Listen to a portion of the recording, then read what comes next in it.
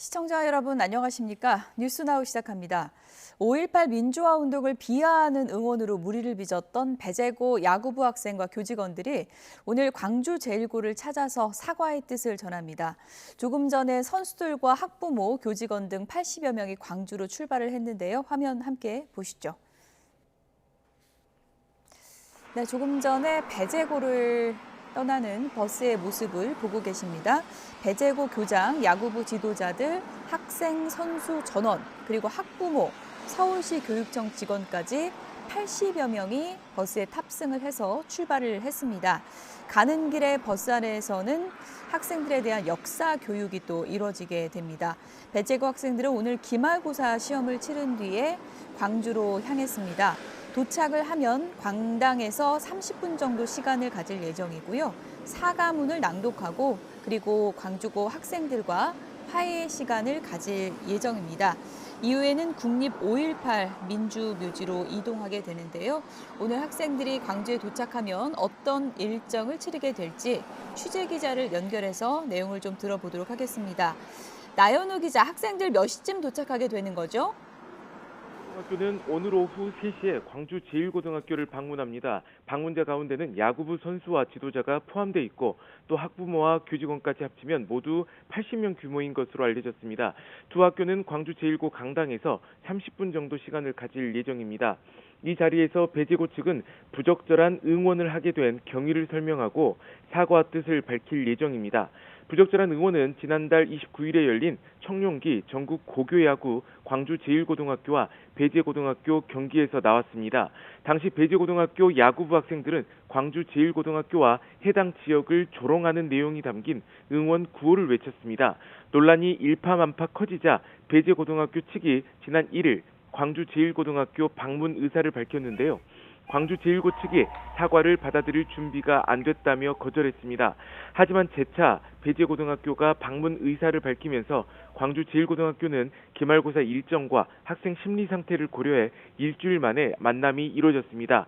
이후에는 국립 5.18 민주묘지 방문도 이루어지는데 정근식 서울시 교육감과 김대중 전남광주 교육감도 동행할 계획입니다. 네, 파장이 커지면서 지난 주말엔 이런 일도 있었죠. 광주제일고등학교에 폭발물이 설치됐다는 게시글이 올라왔는데 경찰이 이거 수사하고 있죠? 네, 그렇습니다. 주말이던 지난 4일 오전 11시 50분쯤 광주 제1고등학교에 폭발물을 설치했다는 온라인 게시글이 올라왔다는 신고가 경찰에 접수됐습니다. 게시글에는 배재고 청소년들의 미래를 짓밟았다며 광주 1고에 폭탄을 설치했다는 내용이 담겨 있었습니다. 이 때문에 경찰과 소방당국이 수색을 벌였고 학교에 있던 교직원과 학생 20여 명이 대피하는 소란이 벌어졌습니다. 경찰은 이 사건에 대해 수사에 착수했는데요. 해당 행위가 학생들의 학습권을 침해하고 국민의 평온한 일상을 훼손하는 명백한 범죄에 해당한다고 밝혔습니다. 특히 앞으로 관련 학교를 대상으로 한 명예훼손과 협박글이 이어질 경우 즉시 수사에 나서 엄정하게 대응하겠다고 밝혔습니다. 광주 1고 측은 혹시 모를 안전사고에 대비하기 위해 경찰에 시설 보호를 요청했습니다. 지금까지 광주 전남 취재본부에서 YTN 나연호입니다. 네, 배재고 사태가 정치권의 진영 공방으로도 번졌는데요. 배재고 사태를 5.18이 성역이 됐다고 언급한 이병태 규제합리화위원회 부위원장에 대해서 여권 일각에서 사퇴 요구가 이어지자 이병태 위원장이 사퇴 요구를 일축하는 듯한 글을 올렸습니다. 이 부위원장은 오늘 SNS에 게시한 신념을 지키는 비용이라는 제목의 글에서 영국의 철학자 토머스 모어의 사례를 언급했습니다. 헨리 8세가 이혼 문제로 가톨릭 교회와 결별하고 스스로 영국의 종교적 수장이 되려 하자 모어는 자신의 신앙과 도덕적 양심에 어긋난다는 이유로 끝까지 이에 동조하지 않았다는 내용입니다. 이 부위원장은 이 같은 모어의 삶을 두고 반역죄로 단두대에서 처형을 당하면서도 이익 대신 명예를 택한 삶을 살았다, 이렇게 평가를 했는데요. 자신을 향한 거취 압박 또한 선을 그은 거라는 해석이 나오고 있습니다. 네, 월드컵에서 우리 축구대표팀 성적 부진으로 퇴진 압박을 받았었죠. 대한축구협회를 이끌어온 정몽규 회장. 13년 5개월 만에 자리에서 물러났다는 속보가 지금 막 들어왔습니다. 축구협회는 정 회장이 천안 코리아풋볼 파크에서 마지막 임원회의를 주재한 뒤 사임서를 제출했다고 밝혔습니다. 이로써 지난 2013년 1월 제52대 회장으로 취임한 이후 4선을 지낸 정 회장은 협회장직을 내려놓게 됐습니다. 애초 정 회장은 북중미 월드컵 폐막 이후 사임할 것으로 예상이 됐지만 최근 축구협회를 둘러싼 논란을 수습하고 조직을 정상화하기 위해서 사퇴 시기를 앞당긴 것으로 알려졌습니다. 감사원이 지난 6월 지방선거에서 투표용지 부족 사태를 초래한 선거관리위원회에 대한 회계검사에 들어갔습니다. 선거 관련 예산 편성과 집행 실태, 그리고 해외 출장 등 국민적 의혹이 큰 사안까지 들여다보겠다는 겁니다. 정치부 출입국 기자 연결해서 내용을 좀 들어보겠습니다. 강민경 기자, 그러니까 예산을 지금까지 제대로 쓴 건지 감사원 감사가 시작된 거네요. 네, 감사원의 선관위 감사는 7월과 8월에 2주씩 2단계에 걸쳐 이루어지고요. 첫 감사는 오늘부터 시작됩니다. 감사 대상은 중앙선관위를 비롯해 서울과 경기도, 부산선관위와 관할 구시군 선관위입니다. 행정부 소속인 감사원은 독립된 합의제 헌법기관이 선관위를 직무감찰할 수 없다는 헌법재판소의 결정에 따라 이번 감사는 선관위의 예산 편성과 집행 실태 등을 들여다보는 회계검사에 한정합니다. 감사원이 선관위에 대한 회계검사를 시행하는 건 지난 2022년 정기감사 이후 처음입니다. 감사원은 1단계 감사에 42명을 배치했는데요. 이는 통상 정기감사 때 투입하던 인력의 서너 배에 달하는 수준이고 더 늘어날 가능성도 있습니다. 감사원은 10월 이전 결과를 내는 걸 목표로 감사에 최대한 속도를 내겠다는 방침입니다. 감사원이 이번에 감사 범위와 내용도 비교적 자세히 설명했죠? 네, 감사원은 크게 2개 분야를 중점적으로 들여다볼 방침입니다. 핵심은 지방선거 투표용지 부족 사태와 연관된 선거 관련 예산 편성과 집행 내역입니다. 투표용지 인쇄 계약과 선거 관련 각종 수당 지급 내용, 그리고 선거 물품 구매와 관리비까지 꼼꼼하게 들여다보겠다는 계획입니다. 감사원은 여기에 더해 국민적 의혹이 큰 사안과 과거 감사원의 시정 요구를 제대로 이행했는지도 점검하겠다고 밝혔습니다. 구체적으로는 선거 관련 사업 수의 계약을 체결하는 과정에서 일감 몰아주기나 쪼개기, 특혜 의혹 여부가 없는지, 그리고 직원 국외 출장과 여비 집행 내역에 의심스러운 점은 없는지 등을 살펴보겠다고 설명했습니다. 지금까지 정치부에서 YTN 강민경입니다. 네, 수사도 속도를 내고 있습니다. 검경 합동수사본부가 선관위 채용 비리와 예산 낭비 여부를 수사할 전담팀을 가동합니다. 합수본에 새로 충원된 검사 2명이 전담팀에 합류해서 수사에 속도가 붙을 전망입니다. 취재기자 연결돼 있습니다. 이준엽 기자, 이렇게 전담팀이 가동이 되면 수사가 선관위 비위 전반으로 확대되겠죠? 네, 합수본은 이몽석 창원지방검찰청 통영지청 부장검사를 중심으로 인사예산 전담팀을 꾸렸는데요. 오늘 합수본에 충원되는 평검사 2명이 이 전담팀으로 합류했습니다. 전담팀은 앞서 수원지방검찰청에서 맡았던 선관위 채용비리 사건과 선관위 직원이 허위 예산 요구서를 작성한 사건을 넘겨받았습니다. 지난 2023년 선관위 고위직 간부 자녀들의 특혜 채용 의혹을 시작으로 드러난 채용 비리와 관련해 전국에 접수된 관련 사건들을 모두 살펴보며 어떤 사건을 이첩받을지 검토하고 있고요. 사건 내용에 따라서는 이미 처분한 사건도 다시 수사에 나설 가능성도 있습니다. 전담팀은 노태학 전 선관위원장 부부의 죄유성 출장 등 선관위가 방만하게 예산을 썼다는 의혹들에 대해서도 수사를 맡고 있습니다. 오늘은 소환 조사도 이뤄진다고요? 네, 합수본은 오늘 서울 동작구 선관위 관계자 1명을 참고인으로 불러 조사합니다. 송파구와 강남구에 이어 동작구에 대해서도 투표용지 부족 사태 당시의 상황을 따져 물으며 재구성할 계획인데요. 그동안 70명이 넘는 참고인들을 전방위로 불러 조사한 합수본은 이제 핵심 참고인 조사를 통해 진술을 탄탄히 다지는 데 주력하고 있습니다. 투표용지 부족 사태 이외에도 선관위 비위 전반으로 수사가 확대되면서 추가 강제 수사에 나설 가능성도 제기되는데요. 특히 지난 1일과 2일 고발인 조사를 마친 외유성 출장 의혹 등에 대한 수사에 탄력이 붙을 것으로 전망됩니다. 지금까지 합수본이 마련된 서울중앙지방검찰청에서 YTN 이준엽입니다. 광주 여고생 살인 사건 수사팀의 증거인멸 의혹과 관련해서 수사팀장이 긴급 체포됐습니다. 부실 수사 의혹을 들여다보기 위해 진행되던 광주경찰의 감찰은 수사로 전환됐습니다. 취재기자 연결합니다. 이정미 기자. 네, 전국부입니다. 네, 피의자 장윤기를 수사했던 수사팀장이 체포가 됐다고요? 네, 긴급 체포된 사람 말씀하셨듯이 광주 여고생 살인사건 수사를 담당했던 광주 광산경찰서 수사팀장입니다. 광주경찰청은 오전 7시 11분쯤 수사팀장을 체포했다고 확인했습니다. 부실수사 의혹을 밝히기 위해 광주경찰청 수사과장을 팀장으로 하는 22명 규모의 수사전담팀도 편성했습니다. 전담팀은 부실수사 의혹을 확인하는 과정에서 증거인멸 정황을 일부 확인했다고 밝혔습니다. 경찰은 수사에 참여했던 팀원을 포함해 관련자 전원에 대해서도 수사를 확대할 예정입니다. 부실수사 의혹에 대한 광주경찰청의 전담팀 수사는 시작됐지만 사건을 총괄한 광주경찰청 역시 국가수사본부로부터 감찰을 받고 있다는 점에선 적절성 논란이 일 수도 있습니다. 경찰청은 지난 3일부터 사건을 담당했던 광주 광산경찰서는 물론 장윤기 아버지가 소속돼 있던 서부경찰서까지 포함해 광주경찰청 지휘체계를 들여다보고 있습니다. 이 수사 과정 전반에서 의문이 끊이지 않았는데 논란이 되는 부분 정리를 좀 해주시죠. 네, 장윤기 수사팀은 수사 초기에 자취방에 있던 성인용품 등을 실물 증거로 보존하지 않았습니다. 장윤기 부친인 현직 경찰에게는 자취방 주소와 출입 비밀번호를 전달했는데요. 장윤기가 구속된 뒤였다는 게 수사팀 해명이지만 장윤기 부친은 이후 성인용품과 휴대전화 등 핵심 증거를 폐기했습니다. 또 수사팀이 장윤기 부친에게 압수수색과 구속영장 신청 등의 수사 상황을 전화로 알려준 것이 공무상 비밀 누설에 해당하는지도 확인해야 할 부분입니다. 수사팀은 장윤기 부친과 일면식 없는 수사관이 피의자 보호자와 정상적으로 통화한 것이라고 설명했지만 내용에 대한 확인이 필요합니다.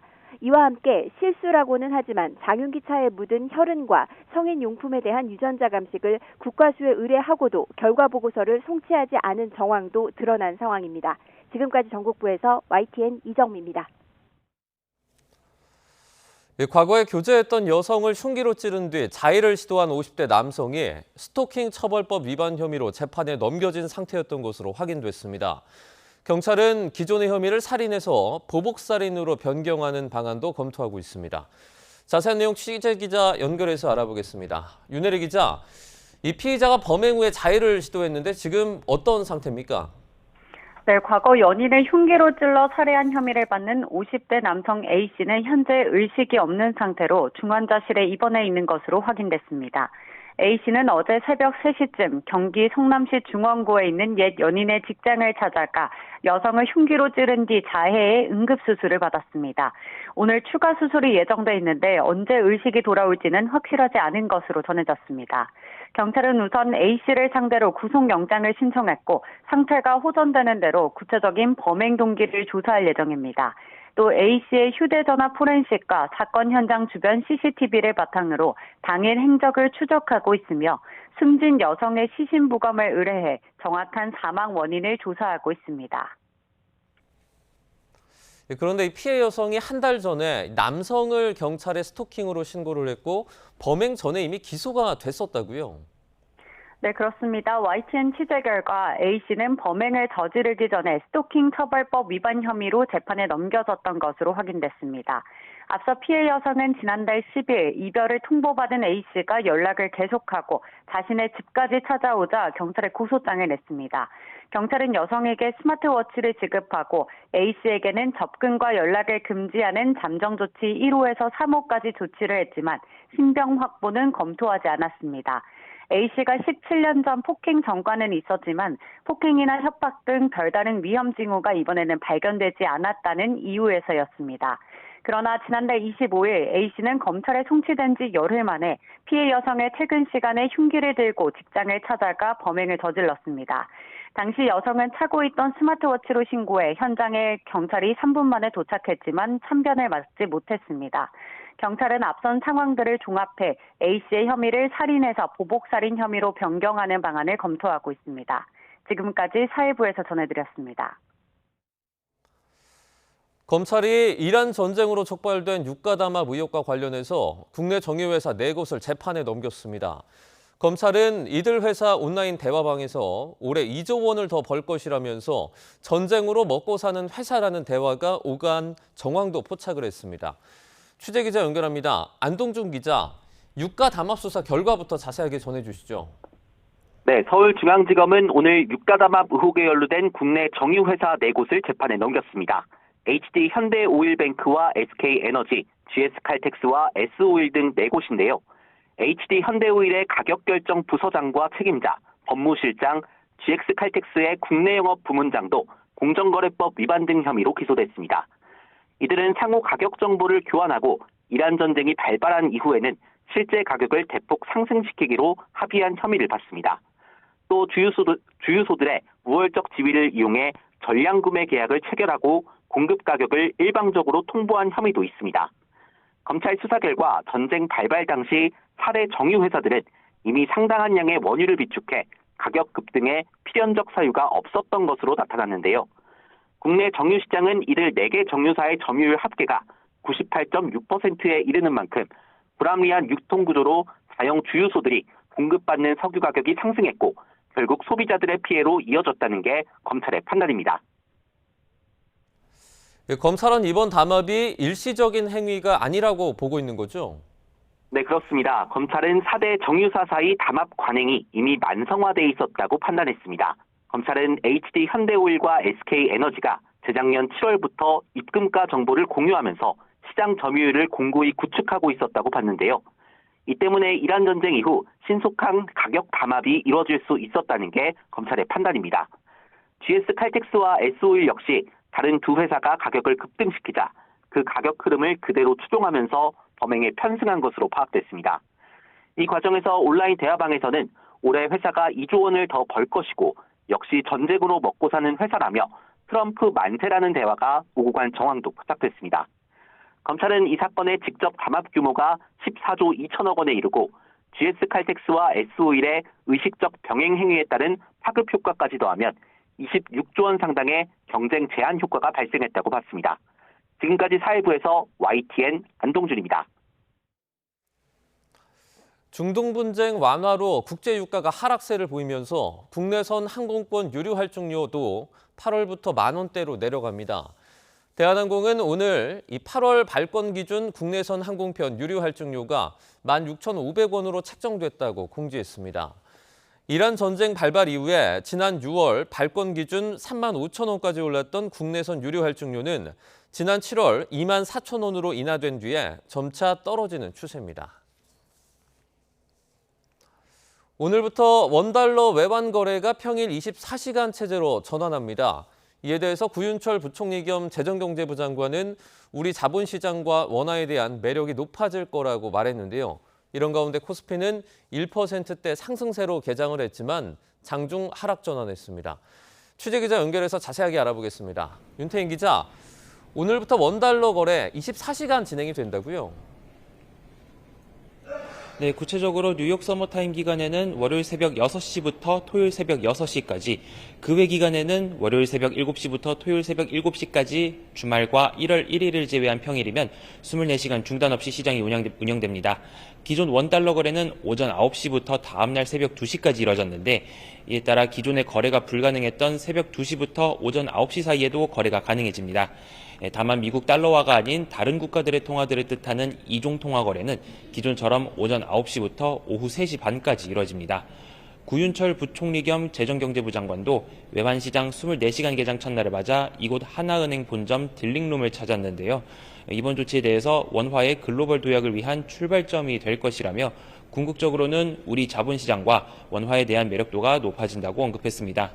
오늘부터 전환된 24시간 거래 체제에 외국인 거래 편의성도 높아지고 달러화 강세도 완화되면서 환율도 안정세를 찾을지 관심이 쏠리는데요.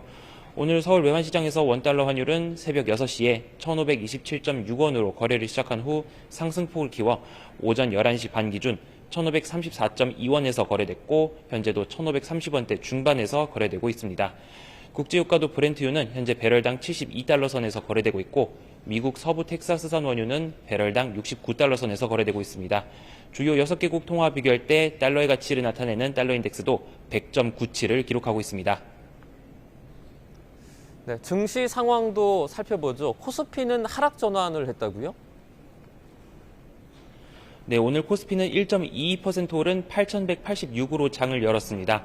이번 주 코스피는 삼성전자 2분기 잠정 실적 발표와 SK하이닉스 ADR 상장 등의 영향을 받으면서 최근 급락분을 만회해 나갈 전망이라는 분석이 나왔는데요. 지수는 장 초반 상승폭을 더 키워서 8,320을 넘기기도 했지만 현재는 상승분을 반납해 하락 전환했고 8,000선을 넘어서 10여 분 전인 11시 반쯤에는 7,900선이 무너지기도 했습니다. 코스피 대장주인 삼성전자는 3%대 상승 출발했다가 보합권으로 내려갔고 낙폭을 더 키워서 1%대의 약세를 보이고 있습니다. SK하이닉스도 약세로 전환했습니다. 코스피 수급을 보면 개인이 순매수하며 지수를 끌어올리고 있습니다. 이런 가운데 코스닥은 0.23% 내린 866으로 하락 출발했지만 장중 상승세로 전환했다가 다시 하락세로 돌아서 낙폭을 키우고 있습니다. 코스닥 수급에서는 개인이 순매수하고 있습니다. 지금까지 외환거래 현장에서 YTN 윤태인입니다. 전국 곳곳에서 비가 내렸다 그치기를 반복하는 가운데 수요일쯤 정체전선이 중부지방까지 북상해 강하고 많은 비가 내릴 것으로 보입니다.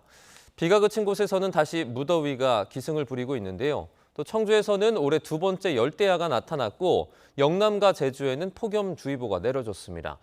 취재기자 연결해서 자세한 날씨 전망 살펴보겠습니다. 김민경 기자, 이번 주 초에는 중부에도 많은 비가 예보가 됐는데 이 장맛비답지 않게 비가 오락가락하고 있습니다. 이유가 있습니까? 네, 우리나라 상공에 영하 10도 안팎의 찬 공기가 머물면서 정체전선의 북상을 막고 있기 때문입니다.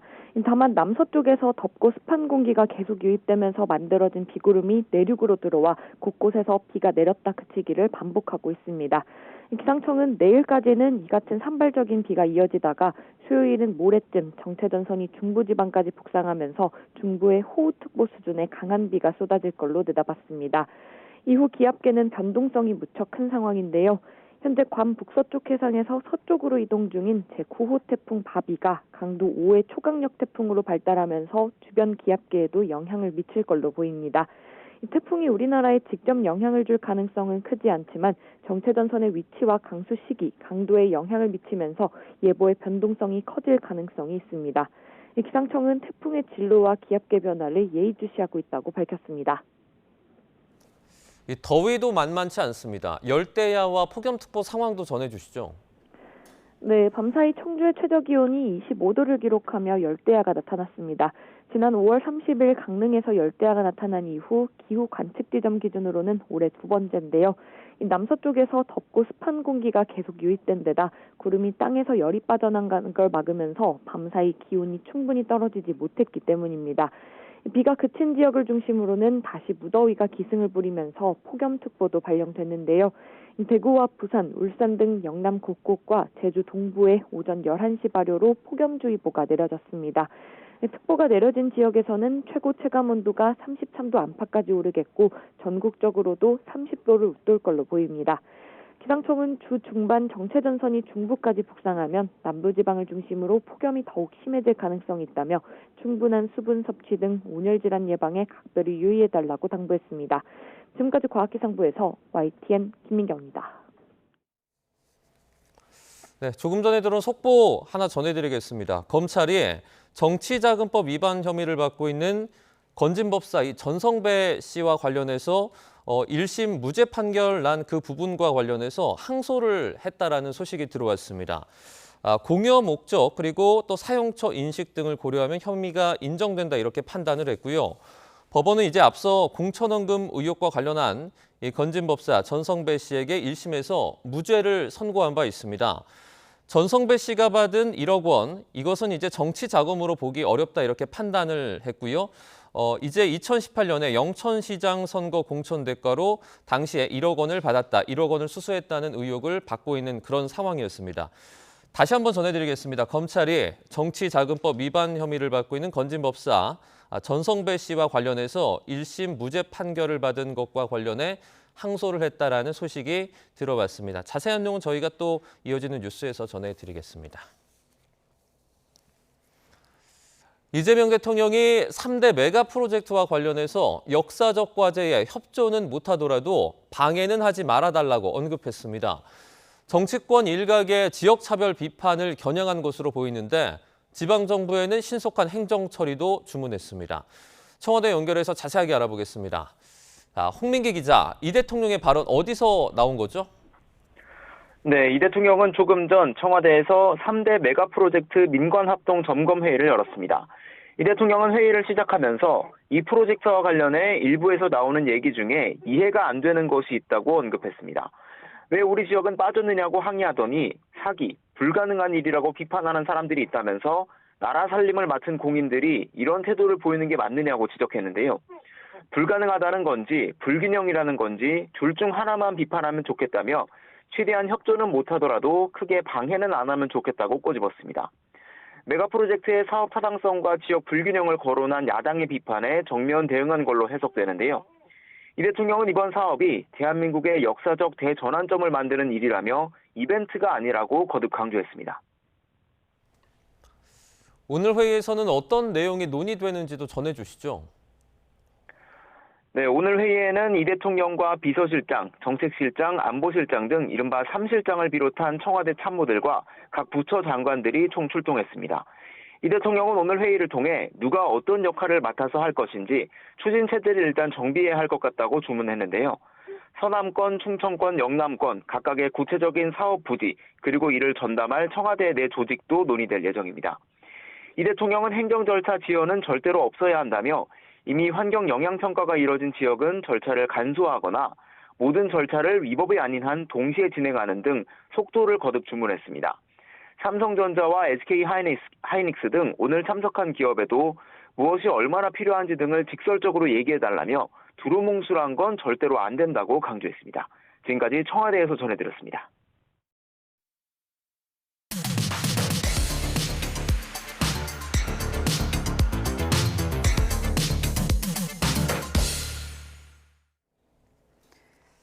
네, 각이 살아있는 정치평론 시사정각 시작하겠습니다.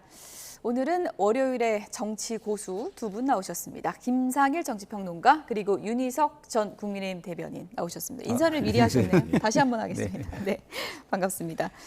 국민의힘이 올 여름에 징계의 계절이 될 수 있다. 이런 얘기들이 나오고 있습니다. 왜 그런지 관련 영상부터 보겠습니다.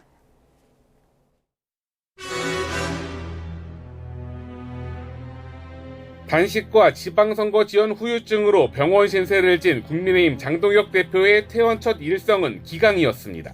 우리 당을 바로 세우는 일이 보수 재건의 첫걸음이라고 믿습니다.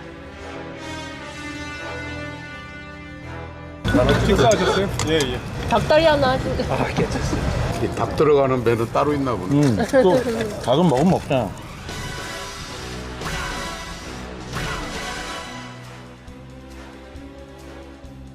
뭐 예를 들면 김용태, 김재석, 우재준 청년 정치인들이 적과 싸워야 할 때는 뒤에 숨어 있다가 지도부를 공격할 때는 맨 먼저 나와서 가장 목소리를 높입니다. 스스로 돌아봤을 때 징계당할 만한 행동을 과연 뭘 했나라는 생각이 들어요. 네. 한동훈 대표를 도우러 간 적도 없습니다. 몇몇 분들은 치킨도 먹으러 가시고 했지만 저는 거기도 안 갔어요. 치킨도 먹으러 가시고 했지만 저는 거기도 안 갔어요. 어떤 당대표의 사냥개 노릇하는 방식의 윤리위는 저는 의미가 없다고 생각하고 윤리위야말로 윤리위의 대상이 돼야 되는 거죠. 당대표를 비판했다고 그걸 징계를 한다면 그건 민주주의를 논할 자격이 없겠죠. 징계 정치는 이건 정말 파멸적인 정치다. 국민의힘에서 반복된 징계 정치가 또다시 현실화하며 내전 수준의 내용이 불가피할 전망입니다.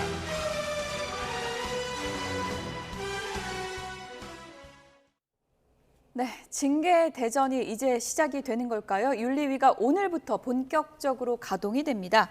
윤희석 대변인님, 지금 40명에서 50명 정도 된다, 40~50명 된다 이런 얘기가 있던데 당장 오늘 뭐가 나오는 건 아니고 누구를 징계할 건지 논의를 시작하는 거죠? 예, 그렇게 알고 있습니다. 일단 윤리 징계 절차는 윤리에게 징계를 해달라는 청원이 이제 접수가 돼야 시작되는 거니까 한 50명 정도 징계 대상이라고 하지만 중복되는 분들도 있어서 50명까지는 아닌 걸로 알고 있고 그럼 그 중에서 이제 선별을 해야 될 거예요. 어떤 사유로 이렇게 분류를 좀 해야 될 거고 그 분류된 분들 중에 징계를 할 부분이냐 아니냐 이것도 가려야 되니까 시간은 좀 걸릴 것 같습니다만은 이런 징계 논의가 또 시작된다는 것에 대해서 참담함을 느낍니다. 네, 어쨌든 장동혁 대표는 당의 기강을 잡겠다고 벼르고 있는 상황이고 그래픽을 좀 보여주실까요? 첫 표적은 친한계가 될 것이다. 이런 얘기가 나오고 있습니다. 다음 그래픽 보여주실까요? 예를 들어서 뭐 김예지, 안상훈, 진종호, 정성국, 배현진, 우재준, 박정훈 의원 등 친한계, 그리고 이제 당대표를 비판했다라는 소장파들, 장동혁 대표가 직접 이름도 거론을 했죠. 김재섭, 김용태, 우재준 의원 등이 거론이 되고 있습니다. 첫 표적은 친한계, 그러니까 다른 당 소속, 우리 당이 아닌데 도왔다 이 얘기겠죠? 근데 그 보수 유권자들이 한동훈 의원을 다른 당 소속으로 생각하고 찍었을까요? 제가 볼 때 부산이라는 보수 지역에서 보수의 본류인 국민의힘 후보를 안 찍었다. 네. 그러면 거기에서 국민의힘 당원들도 굉장히 많을 거예요. 제가 볼 때는. 예. 그 사람들 다 찾아내서 징계해야 되는 거 아닌가요? 예? 무소속 후보를 찍었는데 가가지고 실질적으로 이렇게 좀 얼굴 비쳤다고 표가 되진 않잖아요. 근데 실질적으로 표 준 사람들은 그럼 어떡하죠? 제가 볼 때는 이거는 처음에 제명 자체가 잘못된 거에 대한 예. 저항, 그리고 보수 노선에 대한 경쟁에서 진 거예요. 그러면 그거는 하나의 시대의 흐름이고 새벽이 오는 것을 막겠다는 거거든요. 근데 닭의 목을 비튼다고 새벽에 안 오나요? 그래서 닭의 목을 비틀어서 새벽이 오는 걸 막겠다는 마지막 발악? 뭐 이렇게뿐이 저는 보이지 않습니다. 일단 뭐 비틀어는 보겠다는 네, 건데 예. 그래서 말씀해 주신 것처럼 한동훈 의원이 당시에 나는 당선이 되면 복당하겠다 이렇게 얘기를 한 것이기 때문에 우리 당 소속이 아니라고 선을 긋기도 애매하고 이렇게 되면은 그때 표심, 민심을 좀 역행하는 거 아니냐 이런 지적도 있는 것 같습니다. 그렇죠. 예. 아까도 제가 말씀을 드렸지만 부산이 어떤 곳입니까? 지금 그리고 여야의 갈등이 굉장히 심한 상황에서 지금 보수의 거대 정당, 제1야당이 졌다는 것은요. 당대표가 반성을 해야 될 부분이지 그 흐름이 맞다고 주장하고 이렇게 좀 변하십시오라고 쓴소리를 하고 자기가 희생당하더라도 이 길을 가겠다고 한 사람들을 징계할 일이 아니에요. 그런 사람들을 징계하면 그게 순교가 되지 그게 예. 해당 행위에 대한 징계가 되겠습니까? 그리고 순교자를 만들어내면요 그 정치는 더 커집니다. 그것을 역사 속에서 충분히 객관적인 판단과 시각을 가지고 바라보면 알 수 있을 건데 지금 판단과 시각이 객관적일 수가 없는 상황에 접어들었다라는 생각이 듭니다. 당내에서 아무래도 당권파와 친한계는 이제 의견이 좀 엇갈리는 상황이고 당권파에서는 소장파는 몰라도 친한계는 이번에 징계를 해야 되고 뭐 당원권 정지 2년 이런 얘기까지 나오고 있더라고요. 이렇게 되면 뭐 총선 출마까지도 위협받을 수 있는 그런 상황입니까? 그렇죠. 당원권 정지 2년이 만약 실행이 되면은 예. 다음 총선이 2년이 안 남았으니까 네. 공천 신청을 할 수가 없는 거죠. 그러니까 국회의원 되는 방법을 아예 봉쇄하겠다 이런 얘기인데요. 예. 뭐 소장파는 모르겠지만 친한계에 대해서는 징계를 해야 되겠다. 이 얘기는 지금 지도부를 떠받치고 있다고 인정이 되는 일부 당원들의 주장이에요. 예. 그러니까 장동혁 지도부는 그 당원들의 열망에 부응하지 않으면 본인의 지지 기반을 유지할 수도 없고 당대표 자리도 계속 거기에 앉아 있을 수가 없다. 이런 판단 때문에 다소 무리하더라도 그분들의 생각에 맞는 그런 징계 정치를 할 수밖에 없다. 예. 만약에 이번에 안 하면 그분들이 장동혁 지도부, 특히 장동혁 대표에게 등을 돌릴 가능성이 크다. 아마 이런 인식을 하는 것으로 저는 알고 있습니다. 네, 뭐 40~50명이나 된다 그러고 뭐 시사정각에 나오는 분들도 이름이 좀 있던데 윤희석 전 대변인은 확인해 보셨습니까? 어떻게 됩니까? 그 왜 장동혁 대표의 소위 팬클럽이라는 곳에서 예. 이렇게 한 사람씩 뭔가 봉투인지 뭐 박스인지 모르는 예. 거기에 이제 징계에 관련된 서류를 쭉 나열한 사진을 봤는데 거기에 제 이름은 없었고 근데 그 이후에 그쪽에서 예. 저에 대해서도 하겠다 이런 얘기가 있는 것을 또 누가 캡처해서 보내주셨거든요. 추가 예정입니까? 예, 뭐 추가로 접수가 됐겠죠. 근데 뭐 그거 여부를 떠나서 저의 뭐 징계 여부를 그걸 떠나서 이게 맞느냐 하는 생각을 해야 되겠죠. 어떤 원칙에 따라서 그분들이 그러는 거냐. 단순히 방송이나 여러 정치 행보를 통해서 받는 어떤 이미지들이 그분들을 자극했다는 거예요. 제가 들어보니까 기분이 나쁘다. 그래서 징계를 청원한 건데 윤리위가 어떤 판단을 할지 보고 판단이 나오면 또 거기에 따른 정치적인 결과를 또 저희가 잘 수습하면 된다고 저는 생각합니다. 저도 처음에 그 명단을 보고 윤희석 전 대변인이 왜 없지? 그런 생각을 했거든요. 있어야 좀 하나요? 대표적인 친한계 인물로 꼽히지만 네. 제가 개인적으로 분석을 해봤을 때는 워낙 좀 합리적인 네. 발언을 하시니까 그러지 않을까 싶은데 어떻게 보면 이번 징계에서는 좀 빠지면 섭섭한 그런 분위기도 있을 수 있다 이런 분석도 있습니다. 예, 권력자를 비판하는 거는 당연히 있어야 하는 것이고요. 예. 권력자는 비판을 받는 것을 당연하게 여겨야 하는 것입니다. 그리고 그 비판에 대해서 설명을 하고 설득을 하고 그게 안 되면은 의사 결정 방식에 의해서 그냥 의사를 결정하면 되는 것입니다. 그러면은 본인이 하고자 하는 일을 다 하는데 굳이 불편하다고 의사 결정에 다른 의견을 냈는데 그 방향으로 가지도 않는데 징계를 할 이유가 없는 거 아니겠습니까? 예. 그래서 힘 있는 사람들은 의사결정하는 제도를 이용해서 최대한 노력하는 모습을 보여주고 자기가 하고 싶은 대로 결정해서 하면 되는 것인데 그 자체를 권력을 가지고도 못 받아들인다. 그러면 그것은 독재로 흐를 가능성이 굉장히 예. 커진다라고 보여집니다. 김재섭 의원은 이제 윤리위에 대해서 당대표의 사냥개 노릇을 하는 게 아니냐 이렇게 비판을 했는데 윤리위 핵심 관계자는 이렇게 언론 취재기자에게 이렇게 맞받아쳤더라고요. 그래픽 좀 보여주시죠. 우리는 사냥개가 아니라 야생에서 자생하는 늑대다. 늑대라는 표현을 썼고 당대표로부터 독립된 기구다. 장동혁 대표와는 무관하다. 이렇게 얘기를 했는데 뭐 누가 봐도 장동혁 대표와 가까운 분들이 이제 징계 요청을 좀 했고 윤리위 자체도 장동혁 대표와 전혀 무관하다 이렇게 말하기는 조금 힘든 상황 아닙니까? 네, 어렵죠. 지난번 한동훈 의원에 대한 당에서의 징계 결정, 그 결정문을 보면은 당대표는 당원 의제 총합이라는 단어가 나와요. 그 윤리위원장이 쓴 건데 지금 저 발언도 제가 볼 땐 윤민우 윤리위원장의 한 발언으로 생각이 됩니다. 예. 그 정도로까지 당대표에 대한 권위를 수호하고자 하는 분이라면 뭐 당대표와 또 당과 독립된 기구다 이렇게 말하면서 본인들의 행위에 대해서 정당성을 주장하는 것은 대단히 얄팍하다 이렇게 말씀드릴 수 있고 사냥개하고 늑대하고 뭐가 다릅니까? 우리가 인식을 하기에 늑대가 좀 더 무섭긴 하죠. 뭐 무섭게 예. 하는 것에 대해서는 뭐 그런 표현을 쓸 수도 있겠지만은 기본적으로 윤리위라는 것이 갖는 상징성에 대비해 볼 때 늑대라는 단어를 선택한 것부터가 스스로의 권위를 완전히 파괴하는 것이다. 이런 지적도 충분히 가능하다고 생각합니다. 네, 뭐 늑대라는 말까지 나왔다는 건 이번 징계 그냥 뭐 솜방망이처럼 넘어가진 않겠다 이런 각오를 밝힌 것으로도 보이는데요. 구체적인 징계 내용이 어떻게 나오는지 좀 봐야 될 것 같고요. 한동훈계와 당권파의 이런 갈등이 좀 심화되다 보니까 이른바 조문 논란까지 번졌습니다. 어떤 내용인지 함께 보시죠.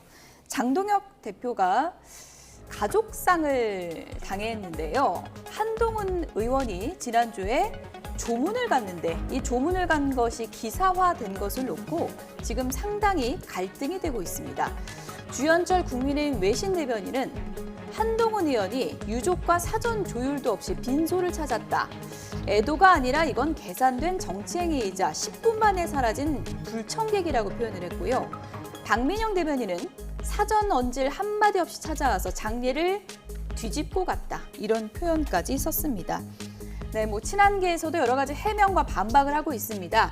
김종혁 전 최고위원, 한동훈 의원은 부산 행사 축사 일정까지 취소하고 부산에서 상경해서 조문을 한 거다. 그런데 왜 문상을 왔냐고 비난하는 것은 저질스럽다. 이렇게 반박을 했습니다. 네, 장동혁 대표의 이제 가족상과 관련해서는 장동혁 대표 측에서 원치도 않았기 때문에 언론에서도 상당히 좀 보도를 자제하는 분위기였는데 한동훈 의원이 이제 조문을 간 것을 놓고 좀 당내에서 논란이 되고 있는 것 같습니다. 근데요. 예. 지금 나오는 모든 얘기, 당권파든 한동훈 쪽 분들이든 모든 얘기들은요. 사실 인간으로서 해서는 안 될 지금 상황이에요. 예. 이게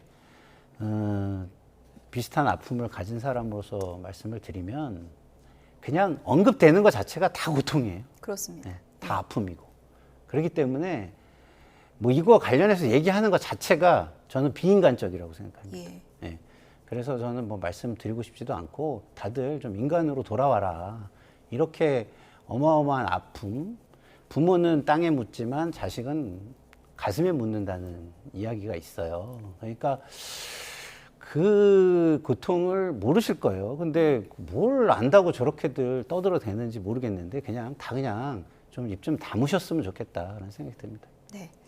뭐 조문을 가고 안 가고 뭐 이런 거를 정치 이 코너에서 다룬다는 게 상당히 조심스럽긴 하지만 워낙에 당내에서 여러 논란이 좀 격화되고 있고 어쨌든 사실 여부는 제대로 전달하는 건 중요하니까요. 한동훈 의원이 뭐 기자를 대동하고 갔다 이런 뭐 말까지 나오고 있는 상황이라 어떤 상황에서 어떻게 갔고 기자들은 어떻게 하고 있었고 이런 거는 좀 제대로 정리를 좀 해주셨으면 하는 바람에서 이런 질문을 좀 드리는 거거든요. 예. 예. 7월 2일에 부고가 돌았습니다.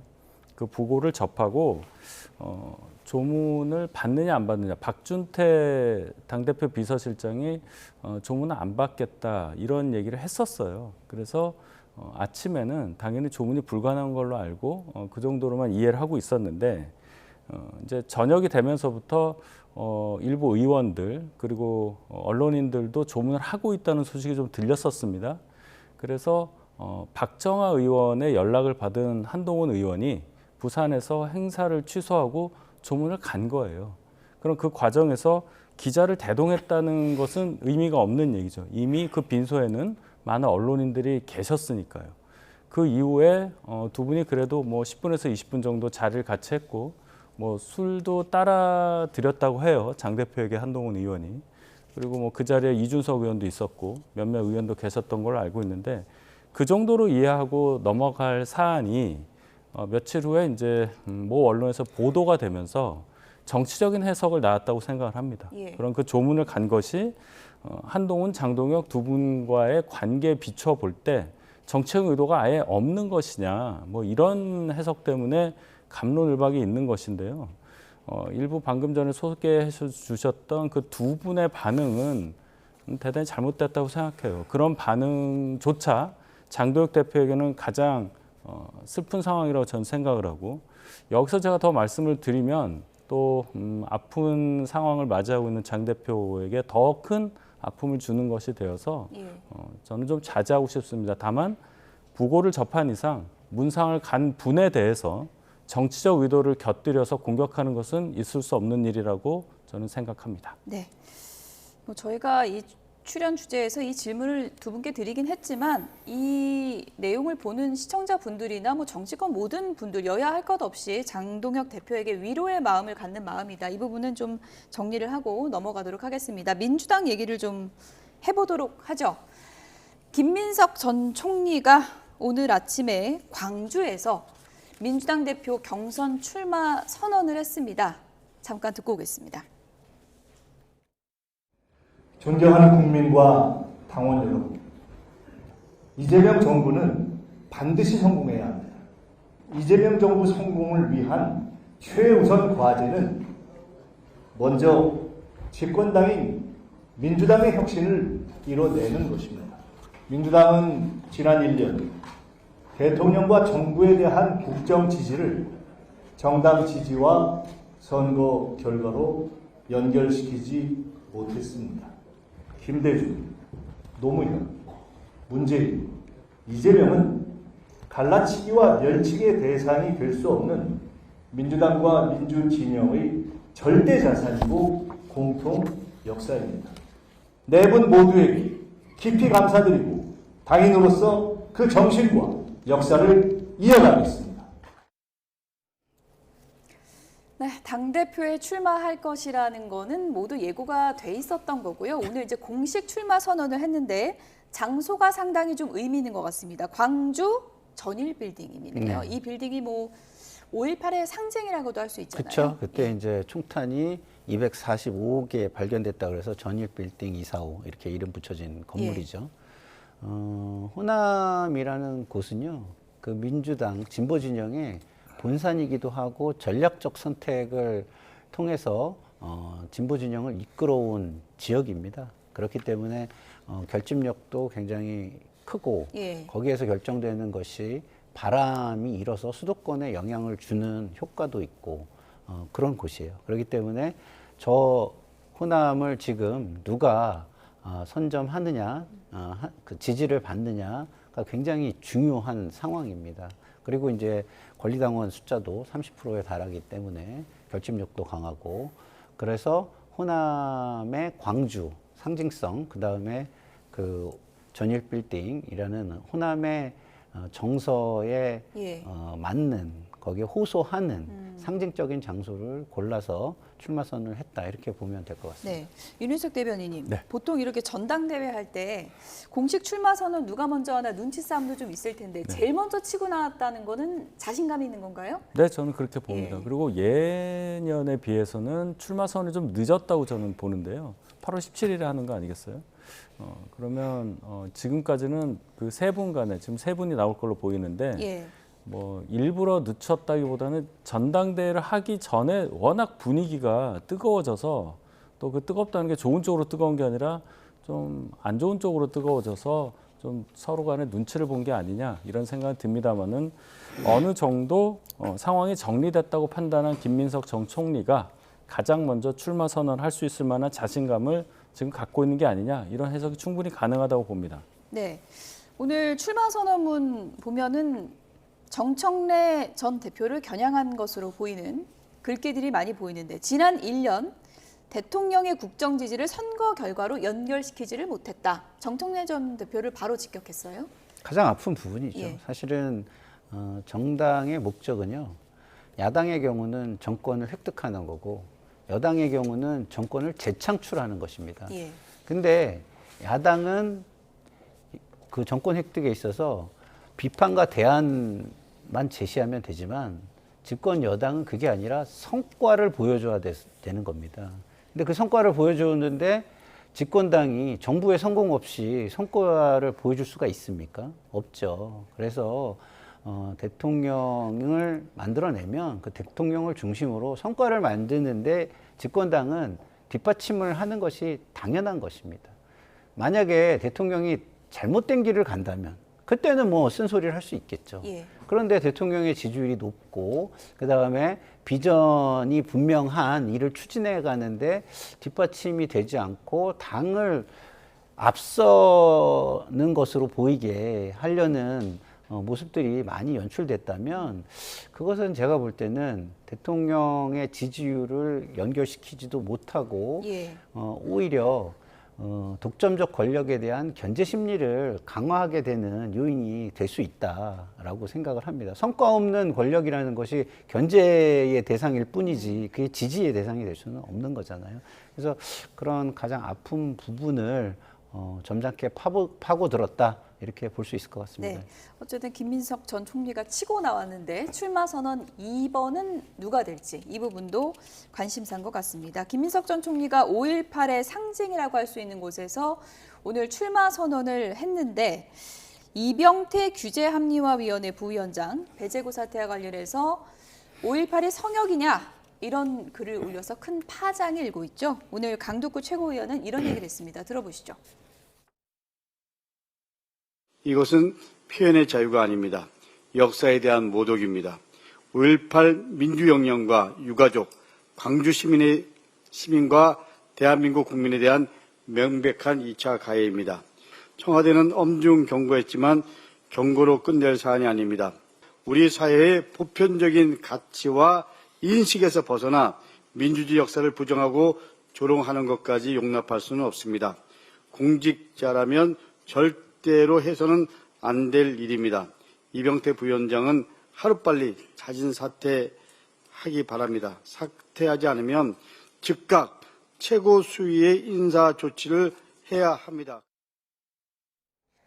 네, 이재명 대통령이 이른바 외연 확장의 의미로 임명한 이병태 규제합리화위원회 부위원장, 그 글이 상당히 좀 파장이 일고 있고, 물러나라 이런 얘기들이 지금 여권에서 계속 나오고 있거든요. 어떻게 결정을 해야 될 걸로 보세요? 뭐 이병태 부위원장은 아마도 본인이 선택할 걸로 보여요. 뭐 여러 글들을 올리는데 예. 명예를 선택하겠다고 한 글이 있잖아요. 그럼 뭐 자리에 연연하겠다 생각은 아니신 걸로 봐서는 예. 뭔가 결정을 할 거는 보이는데 이 발언이 그럼 뭐 적절하냐 안 하냐, 뭐 공직자로서 이 발언 하면 되느냐 안 되느냐, 뭐 이런 정도로 생각을 해봐야 되겠죠.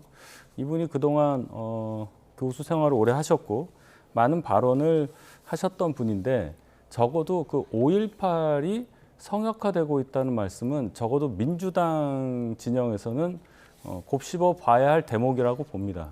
광주 민주화 운동에 관련해서 그 정당성이라든지 우리 민주화에 끼친 영향, 여기에 대해서 부정하는 국민은 저는 거의 없다고 생각을 해요. 그런데 이 광주라는 단어가 나올 때마다 네. 민주당에서 너무나 강고하게 울타리를 친다는 느낌을 저는 받습니다. 그럴 때 광주와 별로 연고가 없거나 예. 정치적으로 가운데 또는 오른쪽에 있는 분들 입장에서 볼 때는 그렇게 민주당에서 좀 더 과도하게 반응하는 것에 대해 어떻게 생각을 하느냐. 그것이 오히려 광주에서 일어난 그 숭고한 민주 항쟁에 대한 가치를 떨어뜨리는 게 아니냐. 이 부분을 충분히 봐야 합니다. 그렇기 때문에 예. 여권 인사가 이런 얘기를 하는 거예요. 그런데 여기에 대해서 당신 잘못했다. 이런 발언을 하면 되느냐. 민주주의를 잘 모르고 있다. 이런 식으로 공격만 하고 넘어간다면 발전이 없는 것이라고 저는 봅니다. 이것은 광주 민주화 운동에 대한 어떤 가치를 폄훼하고자 하는 것이 아닌 앞으로 더 이것을 발전시키기 위한 그런 방안의 하나로서 여권 내부에서 분명히 생각해 봐야 할 지점이라는 것, 그 점을 저는 강조하고 싶은 겁니다. 네, 물러나라 이런 공개적인 사퇴 요구가 계속되니까 오늘 SNS에 글을 올렸는데 이 글을 지금은 삭제한 상태인데 이 글을 놓고 지금 여러 가지 해석이 나오는 것 같습니다. 신념을 지키는 비용이라는 제목의 글을 올렸고 영국 철학자 토머스 모어 사례를 언급했는데요. 반역죄로 단두대에서 처형을 당하면서도 이익 대신 명예를 택한 삶을 살았다. 이런 글을 올렸습니다. 이 글을 놓고 또 저희 기자들은 자리를 지키겠다. 이런 의지를 밝힌 걸로 해석을 했던데 어떻게 해석하십니까? 이 글이요? 단두대에서 불의에 저항하면서 처형당한 것과 공직자 신분에서 국가폭력으로 인해서 피해자가 있었던 역사적 사실에 대한 인식을 보여주는 것은 전혀 다른 것이죠. 이거는 피해자가 있었던 사안이고 사실인 겁니다. 그거에 대해서 아니 뭐 개인적인 생각이 있고 학자적 견해가 있으면 토론회 가가지고 학자로서 공직을 그만둔 다음에 얼마든지 토론해가지고 자신의 의견을 정당하게 입증할 기회를 가질 수가 있어요. 그 정도면 학문의 자유와 표현의 자유가 있는 거예요. 근데 자, 아까 뭐 성역화라는 말씀도 하셨지만 발생한 일을 중심으로 우리가 생각을 해야죠.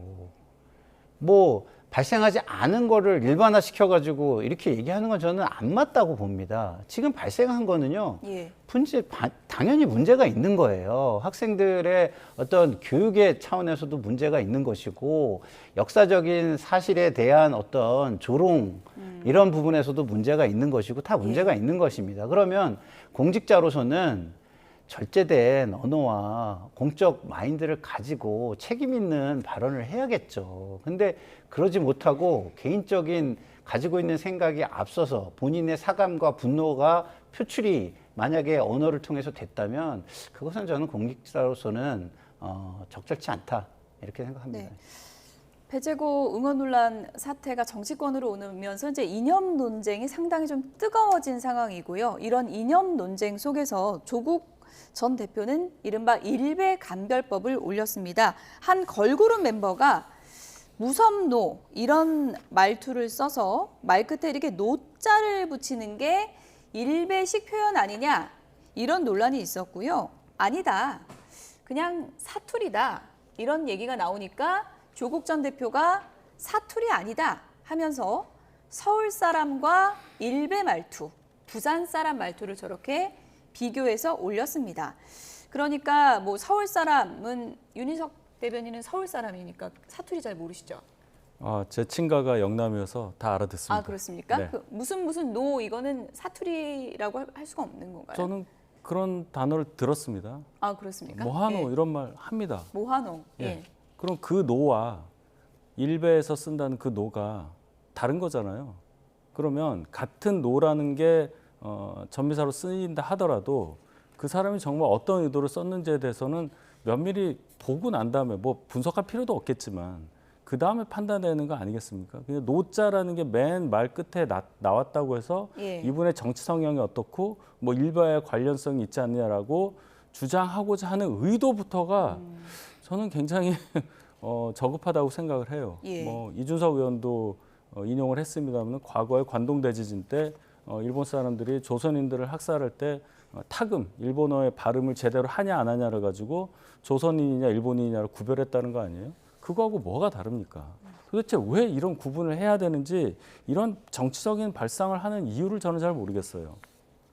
예, 워낙에 좀 유명한 걸그룹 이거 좀 요즘에 유튜브가 굉장히 화제가 되는데 거기서 나온 이제 그 무슨 노 이 말투를 가지고 논쟁이 시작됐고 결국은 이렇게 되면은 무슨 노 말투 자체가 일베라고 가르게 하는 뭐 이런 지금 식으로 돼가고 있거든요. 어떻게 보십니까? 의도가 중요한 거잖아요. 예.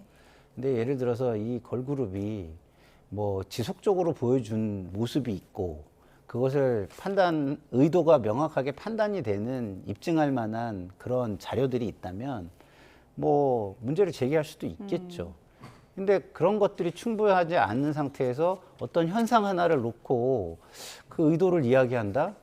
이거는 탐 크루즈가 주연했나요? 마이너리티 리포트라는 게 있어요. 미래를 몇 사람이 예견해가지고 그게 일어날지도 않을지도 모르는데 그 예견에 의해서 모두 처벌하고 처단하는 그런 거거든요. 그러면 우리 조국 대표님은 그 마이너리티 리포트 관에 들어가 계셔야 돼요. 다 판단하셔야죠. 모든 거를. 그렇기 때문에 이거는 특히 상대보다는 권력이 있는 위치에서는 이렇게 함부로 얘기하는 게 아니다. 사람이 던진 돌에 개구리는 맞아 죽을 수도 있다. 이 부분을 오히려 더 예민하게 생각하셔야 되는 거 아닌가. 이른바 뭐 일베 말투 표현 금지 뭐 이런 것도 이어져서는 안 된다 이렇게 보시는 거군요. 그렇죠. 입증 책임이라는 게 존재하는 겁니다. 권력이 강할수록 그건 더 강하게 요구되는 거예요. 뭐 하나를 보고서 그렇게 몰아가서는 절대 안 되는 겁니다. 여기에서 이 걸그룹이 정말 그동안에 보여준 모든 모습들이 뭐 그런 것들 위주였다.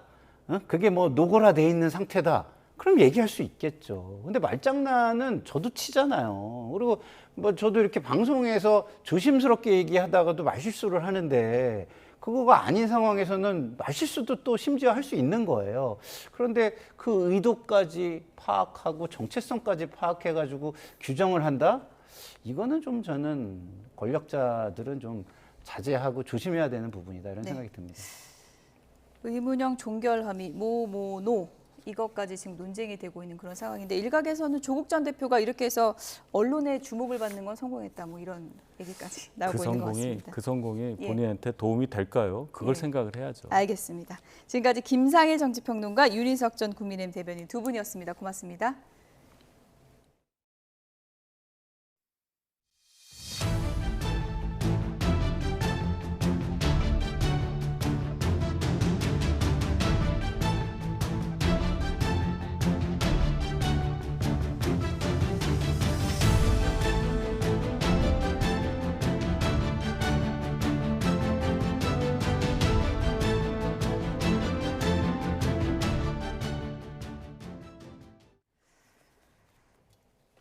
어제 경기도 성남에서 과거 교제하던 연인을 살해한 혐의로 체포된 50대 남성 A씨가 범행 전 피해 여성을 스토킹한 혐의로 재판에 넘겨진 상태였던 것으로 확인됐습니다.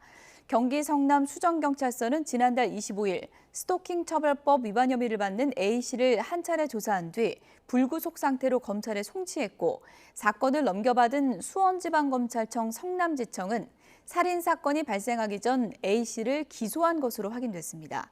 앞서 A씨는 이별을 통보한 피해자에게 계속 연락하고 집까지 찾아갔다가 피소가 됐고 경찰 조사를 거쳐 지난달 25일 스토킹 혐의로 검찰에 송치됐습니다. 피해 여성은 사건 발생 한 달 전 경찰에 스토킹 피해를 신고했던 것으로 파악됐습니다.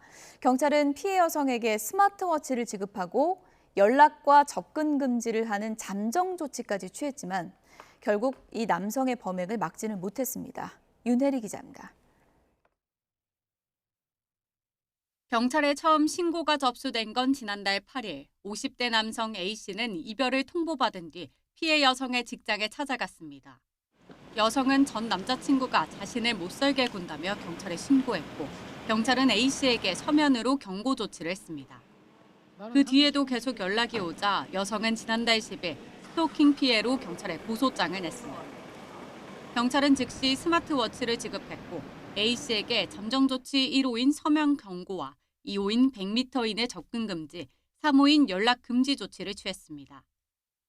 다만 위치 추적 전자장치를 부착하는 잠정조치 3-2호와 구금이 가능한 4호는 검토하지 않았습니다. 이에 대해 경찰은 과거 스토킹 범죄로 처벌받은 전력이 없고 잠정조치를 위반하는 등 별다른 위험 징후가 발견되지 않았다고 설명했습니다.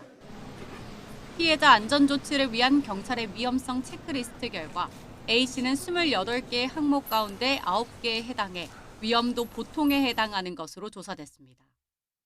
또 지난달 말 경찰 조사에서 피해자에게 접근하지 않겠다는 취지로 진술하며 자신의 휴대전화 번호도 바꾼 것으로 확인됐습니다. 스토킹 사건은 지난달 25일 검찰에 송치됐고 A씨는 그로부터 열흘 뒤 미리 준비한 흉기를 든 채 피해 여성의 퇴근 시간 직장에 찾아간 겁니다. 여성이 당시 차고 있던 스마트워치로 신고해 3분 만에 현장에 경찰이 도착했지만 안타까운 죽음을 막진 못했습니다. YTN 윤혜리입니다. 광주 여고생 살인 사건 수사팀의 증거인멸 의혹에 대해서 경찰이 당시 수사를 담당한 광산경찰서 수사팀장을 긴급 체포했습니다. 광주경찰청은 광주 여고생 살인 사건 수사 관련 각종 의혹을 들여다보는 과정에서 증거인멸 정황을 일부 확인했다고 밝혔습니다. 또 당시 수사팀원 등 관련자 전원에 대한 엄중한 수사를 진행할 계획이라고 덧붙였습니다. 광주경찰청은 광주 여고생 살인 사건 수사와 관련한 각종 의혹을 밝히기 위해 총경인 수사과장을 팀장으로 하는 22명 규모의 수사 전담팀을 편성했습니다. 홍석기 신임 경찰청 국가수사본부장이 장윤기 사건 수사팀의 증거인멸 의혹에 대해서 유구무원이라며 엄정수사 방침을 밝혔습니다. 홍 본부장은 오늘 경찰청 기자간담회에서 의혹 제기 직후 수사 감찰에 착수를 했고 그 과정에서 수사 전환 필요성이 확인됐다며 한 점의 의혹이 없는 수사로 추후에 결과를 공개하겠다고 말했습니다. 장윤기 사건을 총괄했던 광주경찰청이 관련 의혹을 수사하는 게 적절하냐는 질문에는 기존의 형사팀을 배제하고 반부패 경제범죄수사대 중심의 전담팀을 꾸려서 객관성과 독립성을 확보하고자 했다고 설명했습니다.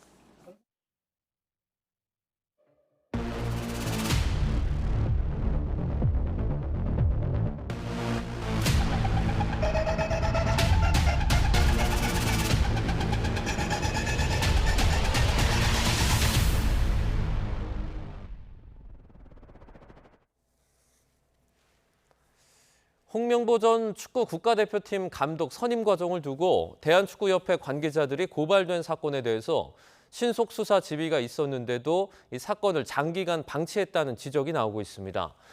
경찰은 이 같은 비판 여론에 대해서 최대한 신속하고 빠르게 결론을 낼 수 있도록 조치하겠다는 입장을 밝혔습니다. 취재기자 연결해서 알아보겠습니다. 송수영 기자. 네, 사회부입니다. 네, 지금 계속해서 경찰이 수사의 속도를 내겠다 이렇게 밝힌 상황이죠? 네, 홍석기 경찰청 국가수사본부장은 오늘 정례 기자간담회에서 최대한 신속하고 빠르게 결론을 낼 수 있도록 조치하겠다고 밝혔습니다. 다만 수사가 지연됐다는 비판에 대해서는 먼저 진행되고 있던 문체부와 축구협회 사이 행정소송 결과를 기다렸다가 사건에 참고한 것이라고 덧붙였습니다. 수사 과정에서 문체부의 대한축구협회 관계자들에 대한 징계 요구가 정당하다는 법원 판단을 지켜봤어야 한다는 취지인데 이 같은 1심 결과는 지난 4월에야 나왔습니다. 서울 종로서에서 수사하던 홍 감독 선임 과정에 대한 고발 8건과 지난 2일 서울청에 접수된 고발건 1건은 서울경찰청 광역수사단 금융범죄수사대에서 모두 수사하고 있습니다. 경찰은 축구혁신위원회가 출범한 것에 대해서는 스포츠계에서 조직 내부를 개혁하겠다는 별개의 움직임일 뿐 수사는 수사의 절차대로 진행될 것이라고 밝혔습니다. 그런데 경찰 내부에서 신속 수사가 필요하다는 지휘가 있었는데도 늑장 수사했다는 지적이 나오고 있죠.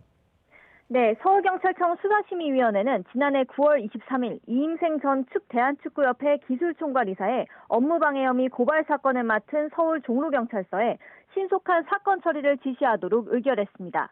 사건 관계인의 권익 보호를 위해 신속 수사의 필요성이 인정된다며 고발인의 수사심의 신청을 인용하고 신속 처리 지시를 통보한 겁니다. 하지만 종로경찰서는 이후에도 9개월 동안 별다른 결론을 내지 않았던 것으로 파악됐습니다. 수사심의위원회는 고소인을 비롯한 사건 관계인이 경찰 수사에 불복해 심의를 신청하면 이를 검토하는 기구지만 위원회의 의결에는 법적 구속력이 없어 이행이 강제되지는 않습니다. 앞서 지난 2024년 7월 한 시민단체는 홍 감독 선임 과정 절차에 문제가 있다며 서울 종로경찰서에 고발장을 제출했고 이후 처분이 미뤄지자 수사 심의를 신청했습니다. 지금까지 사회부에서 전해드렸습니다. 대한축구협회를 이끌어온 정몽규 회장이 13년 5개월 만에 자리에서 물러났습니다. 축구협회는 정 회장이 천안 코리아 풋볼파크에서 마지막 임원회의를 주재한 뒤에 사임서를 제출했다고 밝혔습니다. 이로써 지난 2013년 1월 제52대 회장으로 취임한 이후에 사선을 지낸 정 회장은 협회장직을 내려놓게 됐습니다. 정 회장은 사퇴 인사말을 통해서 대한민국 축구 발전과 영광만을 바라보며 달렸지만 때로는 깊은 실망을 안겨드리기도 했다며 모든 부족함과 과오는 오롯이 자신의 책임이라고 밝혔습니다. 북중미 월드컵 지금 미국 대표팀 핵심 공격수 출전 정지 조치가 이례적으로 철회가 됐습니다. 특히 이 과정에서 백악관이 국제축구연맹 FIFA에 조치 철회를 요청했다는 전언이 나와서 논란이 커지고 있습니다. 김종욱 기자입니다. 이번 대회 3골을 몰아친 미국 대표팀 골잡이 폴라린 발로건. 32강전에서 보스니아 헤르체고비나 선수 발목을 밟아 퇴장당합니다.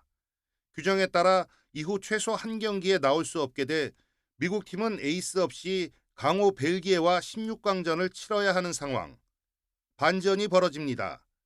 국제축구연맹 FIFA가 출전정지 처분 집행을 1년 유예한다고 미국 축구협회에 통보한 겁니다. 규정상 징계위원회 결정으로 출전정지 12개월 집행유예를 할 수는 있지만 문제는 따로 있습니다.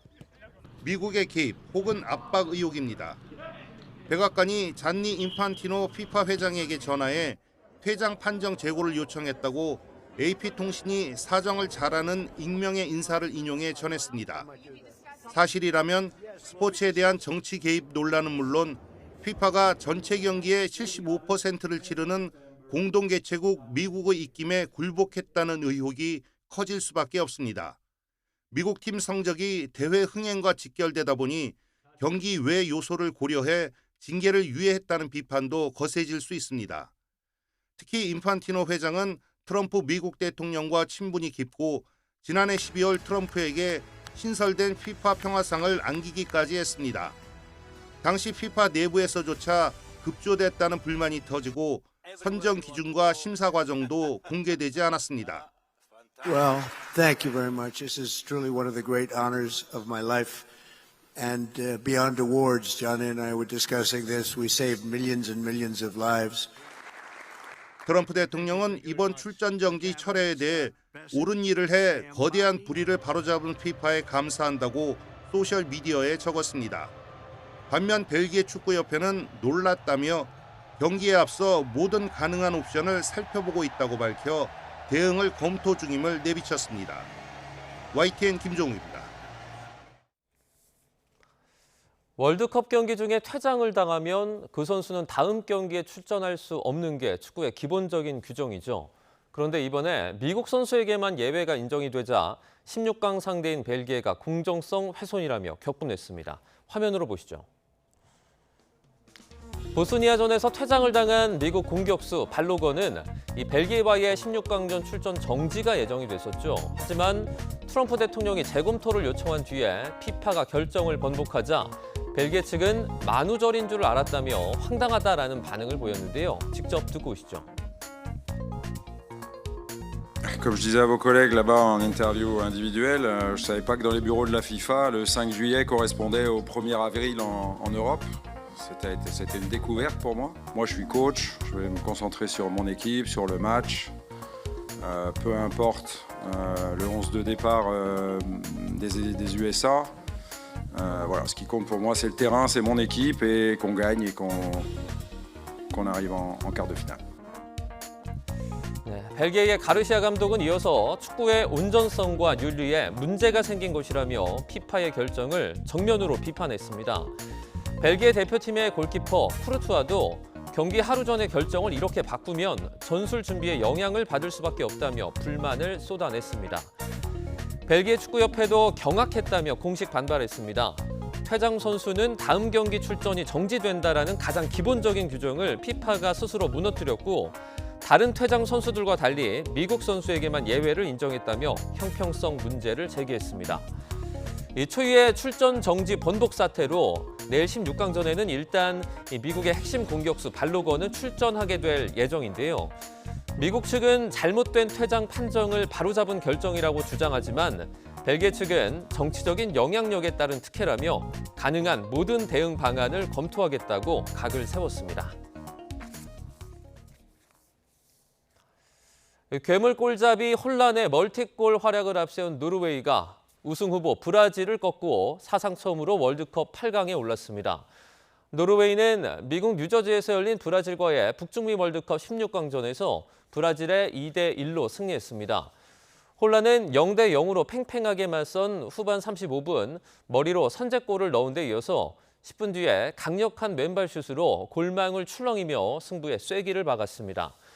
지난 1998년 프랑스 대회 이후에 28년 만에 월드컵 본선에 진출한 노르웨이는 사상 처음으로 8강에 진출하는 기쁨을 누렸습니다. 현대차의 자회사 보스턴 다이내믹스의 휴머노이드 로봇 아틀라스가 이번에는 월드컵 무대에 등장했습니다.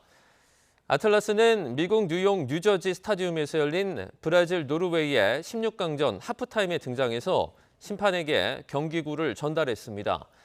또 해리 케인과 엘링 홀란, 손흥민 등 세계적인 축구 선수들의 세리머니도 선보여서 경기장의 열기를 끌어올리기도 했습니다.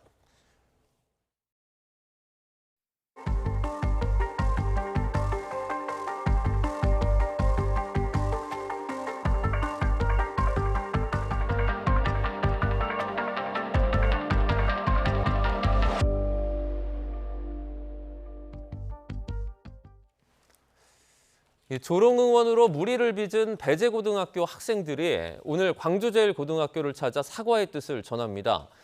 배제고 교장과 지도자, 학생 선수 전원, 학부모 등 80여 명은 오늘 오전 광주제일고로 출발했습니다.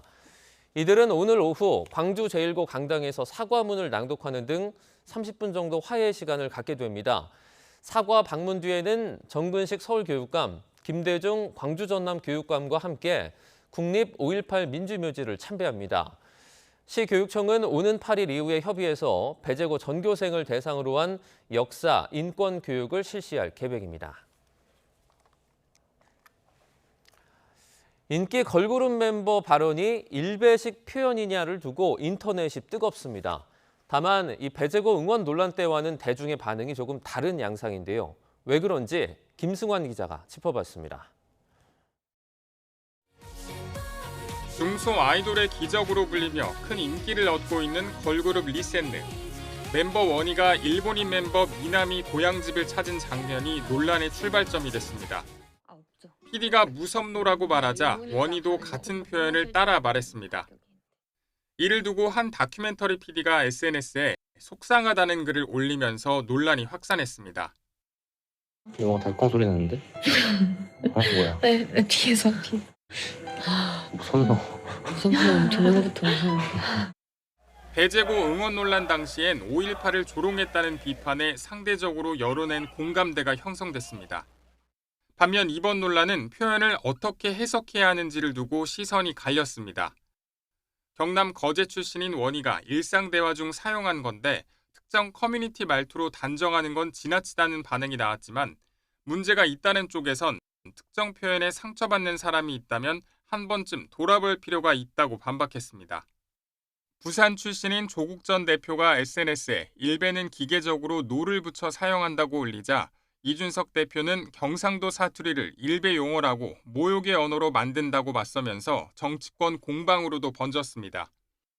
무섭노라는 단어 자체에 대해서 과연 이 혐오성 발언을 염두에 두고 한 발언인지 아니면 지역 방언으로서 감정적인 표현을 사용할 때 영남권에서 노자라는 단어를 일베식 표현이라는 경계와 무분별한 낙인에 대한 거부감, 서로 다른 우려가 맞부딪히면서 온라인 공간의 갈등도 점점 더 복잡한 양상으로 번지고 있습니다. YTN 김승환입니다. 국방부가 오늘 육해공군 사관학교를 통합해 국군 사관학교 신설을 추진하기 위한 정부의 기본 계획을 설명하는 브리핑을 열기로 했다가 돌연 연기했습니다. 국방부는 출입 기자단에 보낸 메시지에서 이같이 밝혔는데 안규백 장관이 오늘 오전 청와대에서 개최되는 메가 프로젝트 민관 합동 점검 회의에 참석하게 되면서 일정을 연기한 것으로 알려졌습니다. 안 장관은 이에 따라서 튀르키예 앙카라에서 열리는 북대서양 조약기구 정상회의에 참석하는 이재명 대통령을 수행한 이후에 국군사관학교 창설 관련 브리핑을 다시 추진할 것으로 전해졌습니다. 김민석 전 국무총리가 당원과 지지자에게 당대표 교체의 결단을 내려달라고 촉구하며 당대표 출마를 공식 선언했습니다. 국민의힘에선 장동혁 대표의 당무 복귀와 맞물려서 해당 행위자에 대한 징계 논의가 시작되면서 내부 분위기가 뒤숭숭합니다. 취재기자 연결해서 알아보겠습니다. 임성재 기자. 네, 국회입니다. 네, 민주당 당권 상황부터 알아보겠습니다. 김민석 전 총리의 출마 선언 어디서 진행됐죠? 네, 김민석 전 총리가 오전 5.18 민주묘지를 참배한 뒤 광주 금남로 전일빌딩에서 민주당 당대표 출마를 공식 선언했습니다. 김 전 총리는 다음 당대표의 임무는 국정 성공 지원과 총선 승리라며 이재명 대표 시절 유능한 민주당, 강한 민주당, 이기는 민주당을 복원하겠다고 밝혔습니다. 특히 민주당은 지난 1년 대통령과 정부에 대한 국정 지지를 정당 지지와 선거 결과로 연결짓지 못했다고 지적했는데요. 단도직입적으로 당원과 지지자에게 당대표 교체의 결단을 내려줄 것을 호소하며 연임 도전이 유력한 정청래 전 대표를 겨냥했습니다. 들어보겠습니다. 지난 1년 자기 정치의 폐해가 당과 당정 협력을 본선에 빠뜨렸습니다. 당권 경쟁자인 정청래, 송영길 등 유력 주자들도 이르면 이번 주 출마 선언에 나설 거란 관측인데요. 정청래 전 대표는 김 전 총리 출마 선언 직후 진영 내 단합을 강조하면서 자신은 단결의 언어, 동지의 언어만 쓰겠다는 의미심장한 SNS 글을 올렸습니다. 송영길 의원은 SNS를 통해 자신은 부도 위기의 인천을 성공적으로 경영한 경험이 있다고 적으며 이는 집권 여당 당대표 임무 수행의 커다란 자산이라고 언급했습니다. 국민의힘 상황도 알아보겠습니다. 오후 중에 이제 윤리위원회가 열리는데 친한계에 대한 징계 여부에 관심이 쏠리고 있죠. 네, 국민의힘 중앙윤리위원회는 오후 당사에서 비공개 회의를 엽니다. 지난 6.3 지방선거 기간 당원으로부터 접수된 징계 요구안을 심의하는 게 주요 안건인데요. 특히 부산북가 보궐선거에서 무소속 한동훈 의원의 당선을 도운 친한계 의원들에 대한 징계 여부가 최대 관심입니다. 중진을 비롯해 당내에선 징계보단 정치로 풀어야 한다는 목소리가 줄을 잇고 있지만 당권파를 중심으로 한 반론도 만만치 않습니다. 당 핵심 관계자는 YTN과 통화에서 당원 당규를 위반한 사람들을 정치로 풀자는 식으로 하면 당 기강을 망가뜨리는 거라고 말했습니다. 박성훈 수석 대변인도 기자들과 만나 징계는 특정 계파나 정치적 유불리와 결부해 해석할 수 있는 부분이 아니라고 설명했습니다. 들어보겠습니다. 해당 행위로 인한 징계 문제는 결국 당이 영속하기 위해서 필요한 최소한의 조치라고 생각을 합니다. 개인 사정으로 인해 지난 1일부터 자리를 비웠던 장동혁 대표는 최고위원 회의를 주재했는데요. 당장 징계 문제에 대해선 언급하지 않았습니다. 네, 오늘은 또 7월 임시국회가 시작되는 날이지만 여야 대치 전국이 계속 이어지고 있죠. 네, 22대 후반기 국회 민주당 주도의 원구성에 국민의힘이 보이콧으로 맞서면서 7월 임시국회가 반쪽으로 시작됐습니다.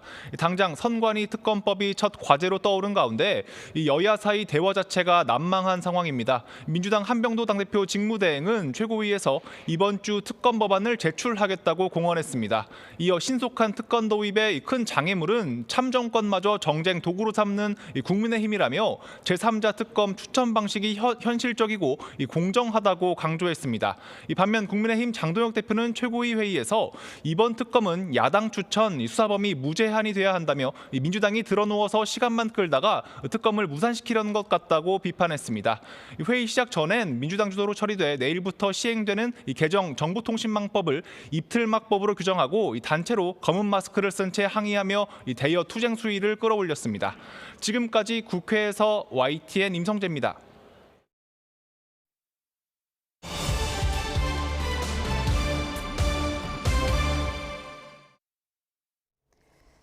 광주 여고생을 살해한 장윤기에 대한 부실 수사 논란이 계속되고 있습니다. 광주경찰청은 장윤기 사건 수사를 이끌었던 수사팀장을 긴급 체포했는데요. 관련 내용 김광삼 변호사와 함께 이야기 나눠보겠습니다. 어서 오세요. 네. 어서 오세요. 안녕하세요. 그러니까 지금 상황이 살인 사건 자체에 대한 수사가 있고 그리고 부실 수사, 봐주기 수사에 대한 또 수사가 이뤄지고 있고 이런 상황인 것 같은데요. 먼저 당시 수사를 담당한 광산경찰서의 수사팀장 긴급 체포됐다고 하더라고요. 일단 긴급 체포 사유는 예. 증거인멸 행위라고 그럽니다. 그래서 일단 뭐 증거 관련해서는 계속적으로 이제 검찰에서 보안 수사를 하면서 과연 수사하는 경찰관으로서 제대로 이제 증거를 확보를 했느냐 이런 예. 부분들.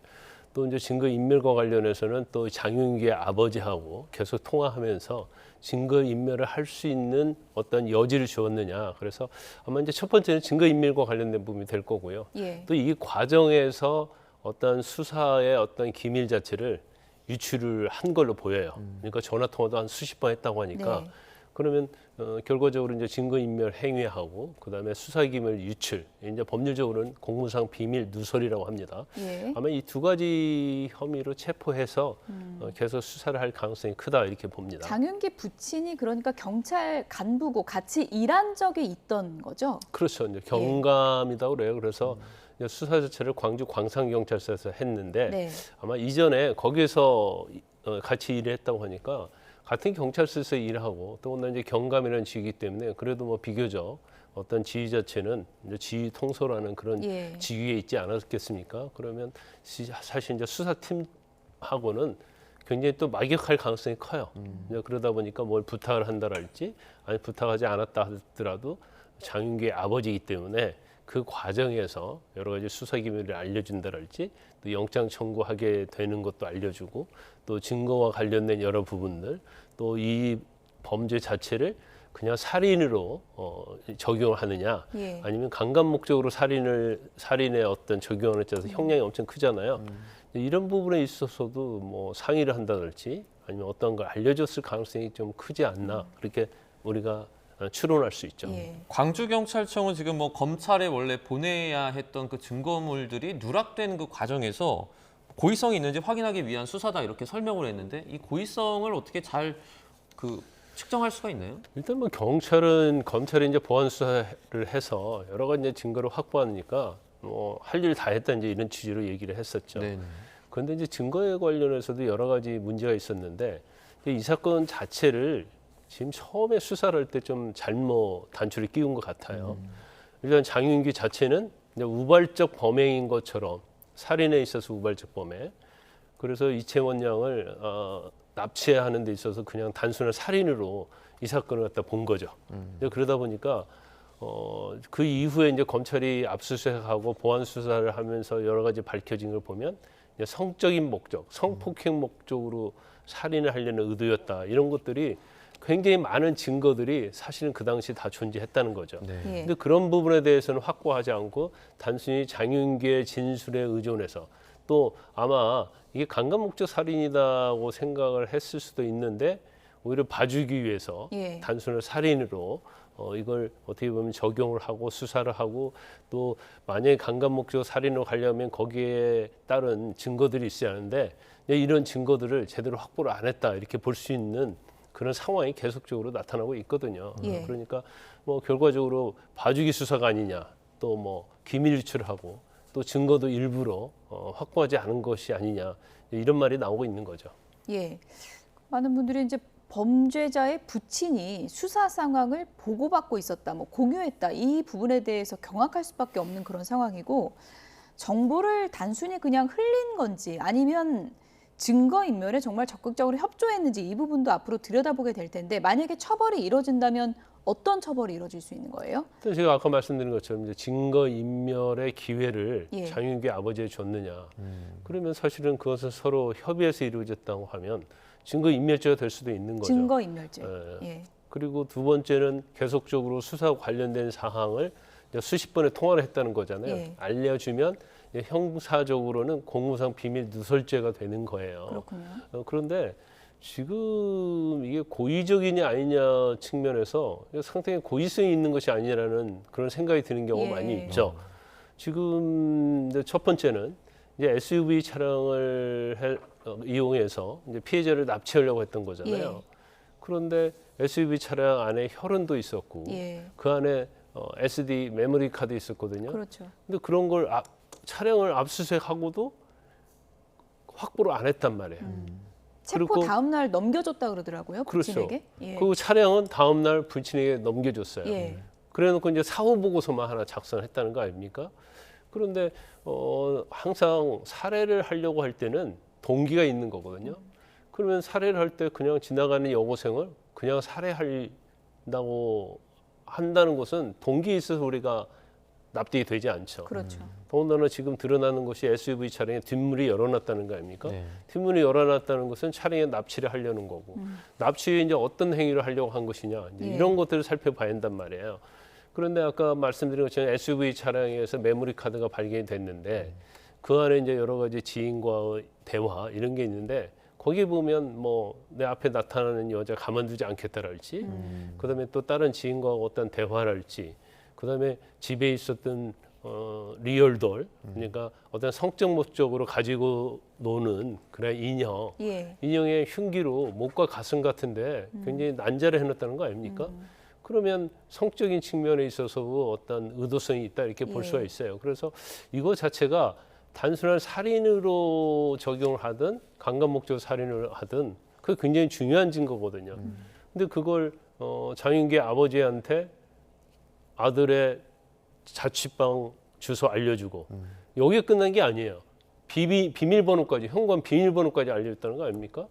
그것은 아버지가 그 방에 가서 그러니까 살인을 저지른 다음에 한 3일 후 정도 갔다는 거예요. 그리고 거기에 있는 리얼돌이랄지 그다음에 장윤규의 휴대폰 오랫동안 써온 거 예. 이런 것들을 다 소각하고 폐기하고 해체해가지고 버렸다는 거예요. 그런데 리얼돌도 마찬가지고 그다음에 휴대폰 자체도 사실 이제 그 안에 포렌식을 하다 보면 어떤 내용을 검색했는지 다 나오거든요. 그러면 이게 강간 목적의 살인인가 아니면 일반 살인인가를 구분할 수 있는 굉장히 중요한 증거가 될 수 있는데 경찰은 아버지가 이걸 갖다 폐기를 했고 폐기할 수 있도록 수사팀장이 도와줬다. 예. 그러면 증거인멸죄가 될 수가 있고요. 그다음에 그런 비밀을 다 알려줬기 때문에 이제 수사기밀, 누설, 공무상 비밀 누설죄가 해당이 됩니다. 중요 피해자의 가족이 지금처럼 만약에 이제 정말 뭐 중요할 수 있는 증거들을 인멸했다고 했을 때 이게 친족 상도례가 있잖아요. 네, 그렇죠. 그거에 따르면 전혀 어떻게 처벌할 수 있는 방법은 없는 처벌할 거예요? 수 없죠. 그러니까 친족하고 동거 가족에 대해서는 지금 뭐 처벌할 수 없어요. 이 형을 면제하도록 돼 있죠. 그런데 우리나라는 이제 범인 도피랄지 증거 인멸과 관련해서는 이제 처벌하지 못하도록 돼 있는데 이게 어떤 인간의 본성이 저기 뭐 가족이랄지 자녀에 대해서는 사실은 되도록이면 형을 적게 받게 하고 죄가 안 되게 하고 뭐 그런 게 사실은 인지상정인 건 맞죠. 그렇지만 그걸 넘어서 증거 인멸하는 경우까지 처벌하지 않는 게 맞느냐. 이 부분에 대해서는 우리가 좀 공론화 과정을 거쳐야 한다고 봐요. 해외 사례에서는 또 처벌하는 경우가 있고 면제하는 경우가 있고 경우에 따라서는 임의적으로 만약에 가족이 그런 행위를 하면 처벌하는 데 있어서 참작하도록 돼 있는 그런 규정들이 있거든요. 근데 우리나라는 그냥 무조건 처벌하지 못하도록 돼 있기 때문에 결과적으로 어떻게 보면 아무리 아버지를 할지라도 자식의 범죄 행위와 관련된 증거인멸하고 뭐 도피한 걸 돕는 것이 이게 과연 합당하느냐 네. 이제 그런 논란이 있을 수 있죠. 현직 경찰이다 보니까 아들 범행에 대한 증거인멸도 상당히 좀 체계적이고 좀 완벽한 범행 뭐 이렇게 증거인멸이었다 뭐 이렇게 볼 수 있을 것 같은데 사건 자체로 좀 들어가 보면요. 장윤기가 계속 우발적 범행이라는 걸 강조했는데 지금 추가적으로 드러나는 거 보면 그 15분 전에 그 여성을 계속 미행을 했다는 것도 지금 드러나고 있고 차문도 열어놨다 그러고 여러 정황을 보면은 계획적으로밖에 볼 수 없는 정황들이 나오고 있는 거잖아요. 그렇죠. 근데 뭐 예. 계획적이라고 볼 수가 있죠. 우리가 이제 우발적 살해라는 것은 살인이라는 것은 서로 그냥 다투는 거죠. 예. 다투는데 갑자기 욱해서 살해를 한다랄지 아니면 뭐 치고받고 하다가 어떻게 보면 감정 싸움 하다가 이제 살해한 것이 전형적으로 이제 우발적 살인이에요. 근데 장윤기 같은 경우는 미리 흉기를 또 구입을 했다는 거 아닙니까? 예. 거기다 대고 또 그거 이외에도 뭐 지인과 나눈 대화 내용, 그다음에 SUV 차량 뒷문을 열어놓고 납치를 하려고 했던 것들 이런 것들이 다 드러났어요. 예. 그러니까 당연히 계획적 살인이기 때문에 처음부터 계획적 살인이라는 걸 전제로 해서 수사를 하고 그런 계획적 살인이 무엇을 위한 살인이었느냐. 예. 그러면 어떤 성폭행이랄지 강간 목적을 위한 살인이었다는 것이 제가 볼 때는 뭐 웬만한 수사해 보면 다 알 수 있고 예. 그렇다면 거기에 맞는 증거를 이제 빨리빨리 확보를 했어야 하는 거죠. 근데 이제 그런 부분에서 확보를 못한 것이고 지금 장윤기가 지난달 22일인가 재판을 했을 겁니다. 6월 22일 날. 예. 근데 그때는 자기가 계획적인 살인이라는 걸 인정을 했어요. 예. 그랬는데 그러면 살인을 할 이유가 뭐냐? 강간 목적이냐? 그러니까 예. 거기에 대해서는 보류를 했습니다. 그래서 변호인과 상의를 해보겠다. 그래서 7월 13일 날 또 재판이 있거든요. 예. 그날 답변을 하겠다고 그랬어요. 그러니까 본인 입장에서 보면 이걸 강간 살인으로 가느냐, 일반 살인으로 가느냐에 따라서 이제 형량이 엄청난 차이가 나잖아요. 얼마나 차이가 있어요? 그 사형은 형법 257조 1항인데 예. 5년 이상의 징역, 사형, 무기징역이에요. 예. 그래서 그냥 일반 살인은? 그렇죠. 예. 그래서 그냥 일반 살인인데 살인 중에서 또 우발적 살인, 계획된 살인이 아니면 형량이 또 대폭 감경이 됩니다. 예. 그래서 아마 그 범위 내에서 처벌을 받으려고 일부러 그랬던 것 같아요. 그런데 이게 그것이 아니고 강간을 위한 살인이 돼버리면 네. 형량이 엄청 높아져. 무기징역 또는 사형입니다. 아, 그러니까 아무리 판사가 봐주려고 해도 무기징역 선고해야 하는 거죠. 그렇기 때문에 이 형량 차이가 무지막지하게 차이가 나는 거예요. 예. 그러다 보니까 그걸 장윤기도 인식하고 있었고 아버지도 인식하고 있었기 때문에 어떻게 해서든지 이제 형을 좀 경하게 받기 위해서 아버지도 저런 행위를 한 게 아닌가 이제 그렇게 볼 수 있죠. 그런데 이제 과거 주변 지인들에게 했던 발언이나 혹은 뭐 리얼돌 같은 걸로도 강간 등의 목적이 적용 가능할 수 있다 이런 얘기들도 나오고 있는 것 같습니다. 그렇죠. 이제 리얼돌을 이게 보면 이제 예. 성적인 좀 왜곡이 돼 있는 것 같아요. 그래서 이전에 했던 뭐 지인들과 대화 내용이랄지 메모리 카드에 녹음된 내용이랄지 이런 것들을 추적해 보면 아 이건 약간 성적으로 왜곡돼 있고 더구나 휴대폰 같은 것을 포렌식 해보면 거기에 이제 성적인 거 관련된 걸 많이 검색을 하거든요. 예. 아마 검색한 것 중에서 납치 후 성폭행 이런 것도 검색한 것을 아마 검찰에서 확보를 한 걸 예. 알고 있어요. 그러면 결과적으로 여러 가지 증거를 종합해 보면 살인이 우발적이 아니고 어떤 성폭행 목적으로 살인을 했다 이렇게 볼 수 있는 거죠.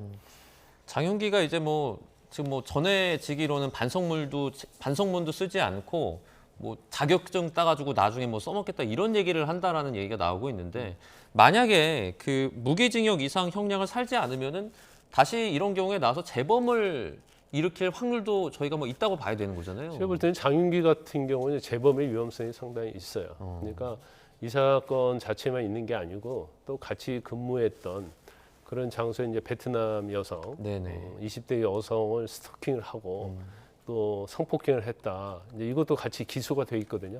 이것도 본인이 인정을 했어요. 그러면 굉장히 이제 우범성이 있는 거죠.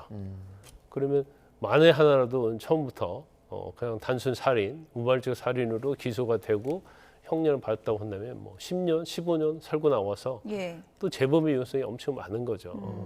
그래서 전형적으로 특히 이제 성적인 거에 있어서 이런 행위를 한 사람들은 이제 재범을 하는 경우가 상당히 있어요. 그래서 일단 뭐 검찰에서 초동부터 수사를 다시 해서 강간 목적이 있는 살인이라는 걸 이제 밝혀냈기 때문에 그나마 이제 다행이다 이렇게 봅니다. 네. 끝으로 이 부분도 또 짚어봐야 될 것 같은데요. 뭐 김광삼 변호사께서 이제 검찰 출신이기도 하시니까 검찰의 추가 이제 조사로 추가 혐의가 이제 보안 수사로 추가 혐의가 좀 드러났잖아요. 이러면서 보안 수사권 폐지가 지금 뭐 정치권에서도 굉장히 이슈가 되고 있는데 이런 부분을 보면은 어느 정도는 좀 필요하지 않나 이런 또 시각도 있거든요. 저는 개인적으로 무조건 필요한 거예요. 그러면 지금 경찰이 지금 이 사건 장윤기 사건만 보고 만약에 봤을 때 검찰이 보안 수사권 없다고 하면 형 우발적 살인이 기소가 됐고 또 장윤기는 또 형을 살고 나와서 재범했을 거 아닙니까? 그다음에 김창민 감독인가요? 김창민 감독 사건도 사실은 김창민 감독에게 범행을 한 사람을 한 명으로 지목을 했잖아요. 경찰에서. 결과적으로 CCTV랄지 여러 가지 사건을 수사를 해서 여러 명이 살인을 하기 위해서 결과적으로 범행했던 걸 밝혀냈지 않습니까? 그래서 수사라는 것이 견제가 좀 있어야 한다 이렇게 보고요. 지금 뭐 10월 달에 검찰청 폐지되는 것이 법적으로 정해져 있지 않습니까? 그런데 지금 공소청이랄지 지금 중수청, 검찰에 대해서 중수청이 사무실도 제대로 지금 마련을 못한 경우가 있어요. 10월에 폐지가 되는데 어떻게 할 것인지, 또 전산 처리는 어떻게 할 것인지, 검찰이 하던 수사는 어떻게 할 것인지 이게 정해지지 않다는 거죠. 그래서 너무나 졸속으로 검찰 수사, 보안 수사권을 폐지하다 보니까 그거에 대한 피해는 결국 국민이 입을 것이다 이렇게 볼 수밖에 없는 겁니다. 정성훈 법무부 장관도 이 문제는 좀 국회에서 신중하게 논의해 줬으면 좋겠다 뭐 이런 당부도 있었는데요. 여기까지 줄이겠습니다. 지금까지 김광삼 변호사였습니다. 고맙습니다. 고맙습니다. 오늘 서울은 하늘빛이 흐린 가운데 약한 비가 오락가락 내리고 있습니다. 습도가 높아서 날도 무척 후텁지근한데요. 현재 서울 기온은 26.4도, 체감온도는 29도 가까이 올라 있습니다. 외출하신다면 통풍이 잘 되는 시원한 옷차림과 함께 우산도 챙기시는 게 좋겠습니다. 자세한 레이더 화면부터 살펴보겠습니다. 현재 중북부 곳곳에 비구름이 분포한 가운데 특히 인천 옹진군에는 시간당 30mm 안팎의 강한 비가 집중되고 있습니다. 앞으로 수도권과 영서의 최고 60mm, 그 밖의 지역은 대부분 5에서 40mm의 비가 이어지겠습니다.